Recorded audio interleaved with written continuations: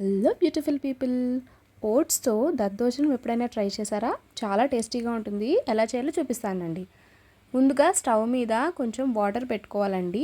అవి బాగా బాయిల్ అయిన తర్వాత ఓట్స్ని దాంట్లో యాడ్ చేసేసుకోండి. 1 కప్ ఓట్స్కి 2 కప్స్ వాటర్ పెట్టుకొని అవి మరిగిపోయిన తర్వాత ఇవి అందులో వేసేసి బాగా కలిపేసుకోవాలన్నమాట. అవి చక్కగా ఉడికిపోవాలి. ఇప్పుడు అందులో కొద్దిగా సాల్ట్ యాడ్ చేసుకుని, అంటే మనకి మొత్తం ఓట్స్కి ఎంత సాల్ట్ అవసరమో అంత సాల్ట్ నేను ఇక్కడ యాడ్ చేసేసాను. పెరుగులో వేస్తే కలవదనేసి, ఇక్కడ వేస్తే ఓట్స్ అన్నీ చక్కగా సాల్ట్ని కూడా పీల్చుకుంటాయి. సో ఇప్పుడు చక్కగా అది దగ్గర పడిపోయి ఎలా ఉడికిపోయాయో చూసారు కదా. చూడండి, ఇలా అయిపోవాలన్నమాట. ఇప్పుడు స్టవ్ ఆఫ్ చేసేసి పక్కన పెట్టుకోండి.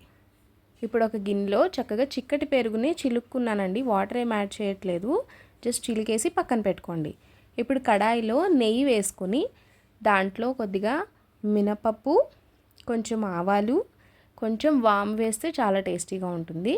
అలానే కొంచెం శనగపప్పు, కాసిన జీడిపప్పులు కూడా వేసుకుని ఒక్కసారి బాగా కలిపేసి పోపు అంతా బాగా ఫ్రై అవ్వాలన్నమాట.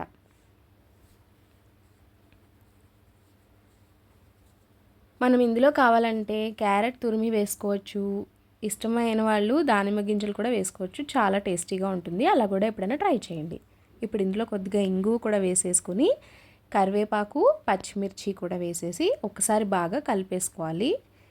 చూసారా, కాజు కూడా మంచి కలర్ వచ్చేసింది. అలానే ఇవి కూడా ఫ్రై అయిపోయాయి. ఇప్పుడు స్టవ్ ఆఫ్ చేసేసుకుని పెరుగులో ముందుగానే కుక్ చేసి పెట్టుకున్న ఓట్స్ని చక్కగా బాగా కలిసేలాగా పెరుగు కన్సిస్టెన్సీని అడ్జస్ట్ చేసుకుంటూ కలుపుకోవాలి.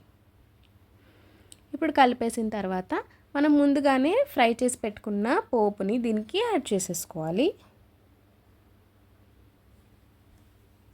ఒక్కసారి ఇదంతా బాగా కలిపేసి సన్నగా కట్ చేసిన కొత్తిమీర కూడా వేసుకొని ఒకసారి బాగా కలిపేసి సర్వ్ చేసుకుంటే చాలా టేస్టీగా ఉంటుందండి. సమ్మర్లో మంచిగా కడుపు నిండినట్టు ఫిల్లింగ్గాను ఉంటుంది, అలానే లైట్గా కూడా ఉంటుందన్నమాట.